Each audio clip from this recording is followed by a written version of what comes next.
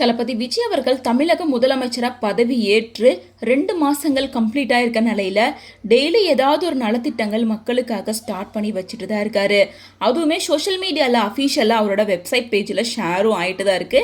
இப்படி இருக்கும்போது முதலமைச்சர் விஜய் அவர்கள் 2 days முன்னாடி தான் பெரம்பூர் தொகுதி போயிட்டு எம்எல்ஏ ஆஃபீஸ் ஓப்பன் பண்ணி வச்சிருந்தாரு. மக்களுக்கு புதுசாக ரேஷன் கார்டெல்லாம் கூட ஸ்டார்ட் பண்ணி வச்சிருந்தாரு. அதை தொடர்ந்து சர்ப்ரைஸ் விசிட்டாக ஹாஸ்பிட்டல், பப்ளிக் பிளேஸ் அப்படின்னு சொல்லி எல்லா இடத்துக்கும் விசிட் அடிச்சிட்டு இருக்காரு.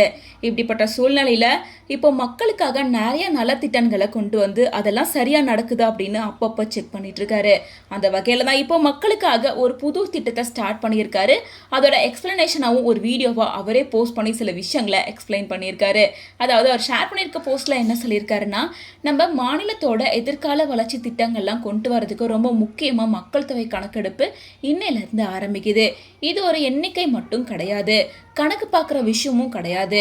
நீங்கள் கொடுக்குற விவரங்கள் நம்ம அரசாங்கம் கொண்டு வர போகிற எல்லா நல்ல திட்டங்களுக்கும் ஒரு பேஸாக இருக்க போகுது.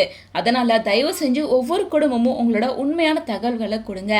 வெளியே எங்கேயும் போகாமல் ஆன்லைன் மூலமாக நீங்களே சுய கணக்கெடுப்பு பண்ணிக்கலாம். நான் கூட என்னோட விவரங்களை ஆன்லைனில் தான் இப்போது பதிவு பண்ணிகிட்டு இருக்கேன். நீங்கள் கொடுக்குற ஒவ்வொரு தகவலும் ரொம்ப ரகசியமாக பாதுகாப்பாக வச்சிருக்கப்படும். அதை பற்றி நீங்கள் கவலைப்பட தேவையே இல்லை. வாங்க எல்லாரும் ஒன்றா சேர்ந்து இந்த மக்கள் தொகை கணக்கெடுப்பை ஒரு பெரிய வெற்றியாக மாற்றுவோம். மக்களோட நல்லதுக்காக இங்கே மக்கள் தொகை கணக்கெடுப்புக்கு ரொம்பவே நன்றி.